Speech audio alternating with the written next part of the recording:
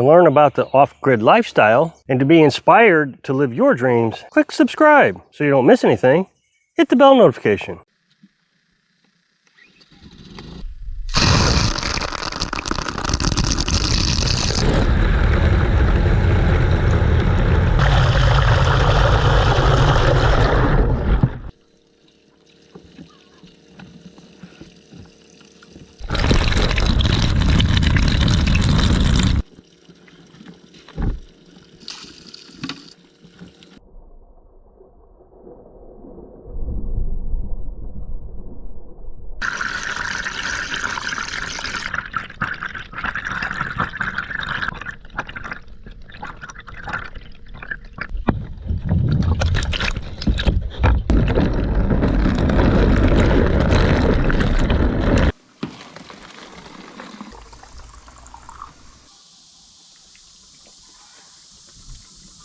So as you know, yesterday and the day before yesterday, we went and got all this free firewood here. There's a lot of it. It's huge, big rounds. I mean, I know it's hard to get a scale in a picture, but maybe you can with my hand here. And the stuff doesn't want to split with a maul because it's so wet. So we're gonna have to split it with a manual log splitter. Some of these I got to cut in half, and it's caused quite the mess. And it's gonna be a long-term mess because I'm not gonna be able to get it all worked on here very fast.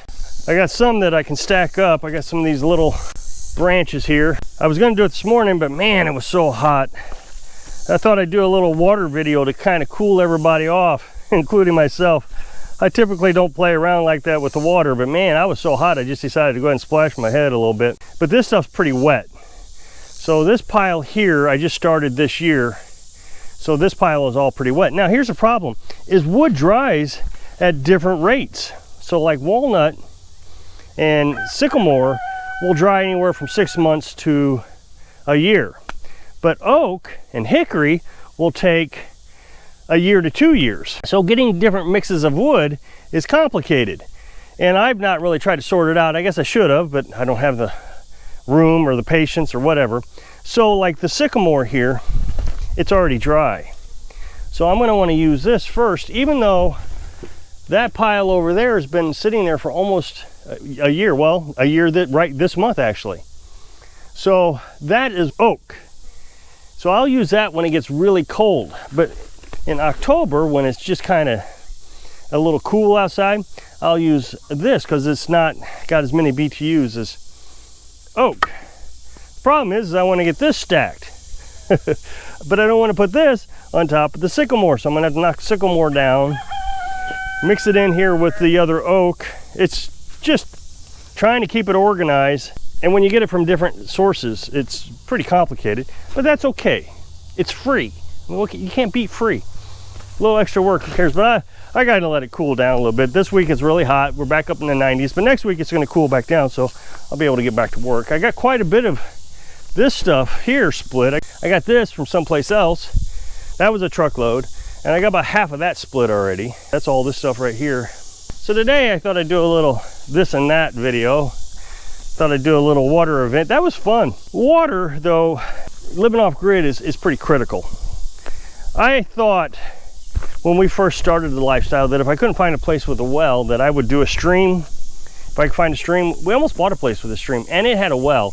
It was a good deal, but it just didn't turn out. So we got this, and Carolyn and I really love this place a lot more than we like that other place. I hear a lot of people say, well, I'll do rainwater catchment, which is fine. I'm not disagreeing with that, but you really got to do your science with that.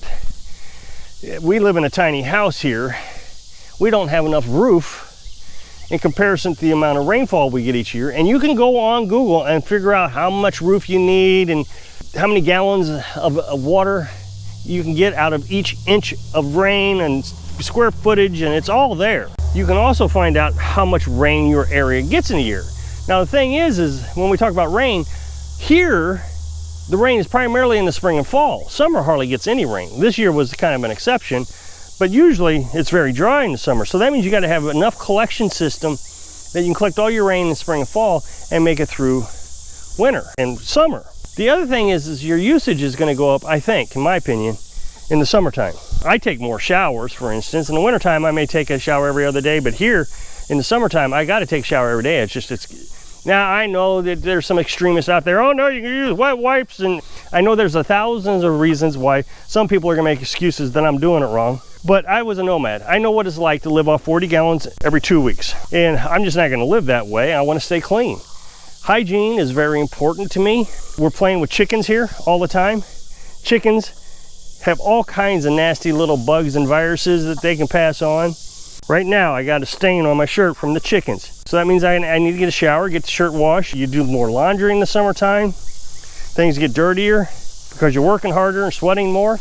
Now, the other aspect of water usage is livestock. Now, if you're gonna live off grid, everybody says you have to have livestock. Now, according to my commenters, I don't have enough livestock. I need goats and pigs. Right now, I just got chickens. I come down here several times a day and check the water level of the chickens, make sure they all got enough water. So I come down in the morning, 6:30 in the morning. I give everybody full bucket of water, full feeder of water here.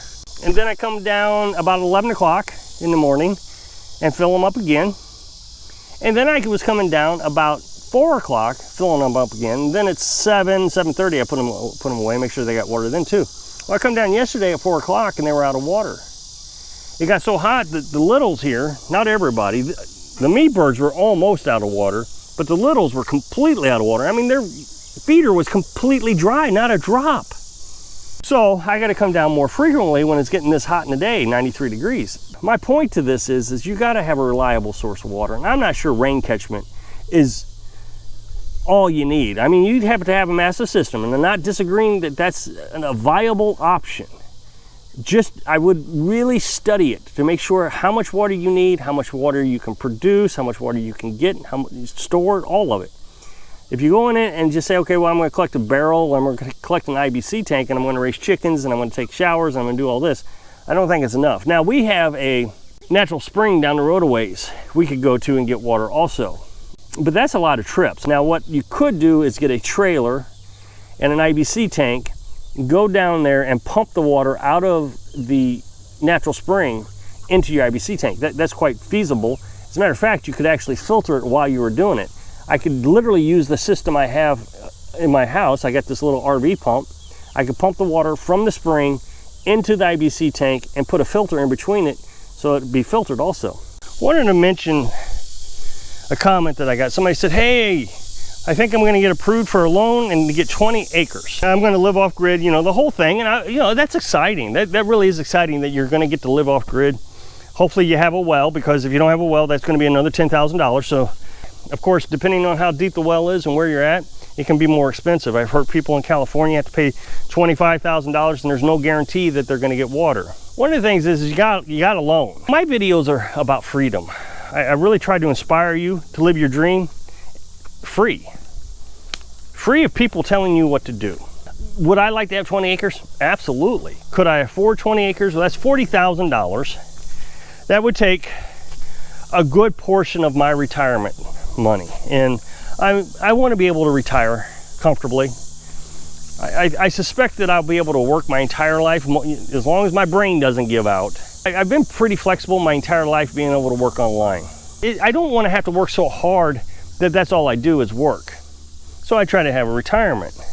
And if I'm buying $40,000 or $60,000 piece of property, you know, when you get older, you would have to sell that for your retirement. Well, I want to live here when I'm older. I may not be able to cut firewood when I'm older. Hopefully I got enough in reserves. I've talked about having 15 years of reserve firewood. But if I need to, I can buy firewood because I would have enough in savings. Now, when you get a loan, now you're in debt to someone and they can come and take your property. So if things go bad and you can't afford your property, then you're going to lose it. So my example, no matter what happens, I'll be able to afford to keep this property because it's paid for. Now, everybody will say taxes, taxes, taxes.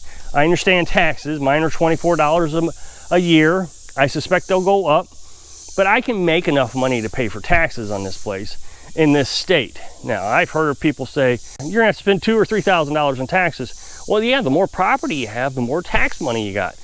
I don't have a lot of property. My tiny house is tiny. They're not charging me a lot. I'll keep the taxes low and I'll never be able to lose the property because it's paid for. I won't be able to lose my house because it's paid for. Now, I get it. Yeah, government could come in, change the rules, and say, oh, you can't live in a tiny house. That's all speculative. But as the rules apply right now, they can't kick me off. But when you have 20 acres and your taxes go up and something goes wrong, and you're spending $2,000 or $3,000 a year on taxes, you may not be able to afford that. The other thing is then they're going to say, okay, you got to have insurance. Well, I don't have insurance. And I've talked about this a lot. I got a video on it where I talk about trespassing and all. In the state of Missouri, if you have a no trespassing sign on your property in the state of Missouri, and somebody comes on your property uninvited and they hurt themselves, they can't sue you because they were trespassing.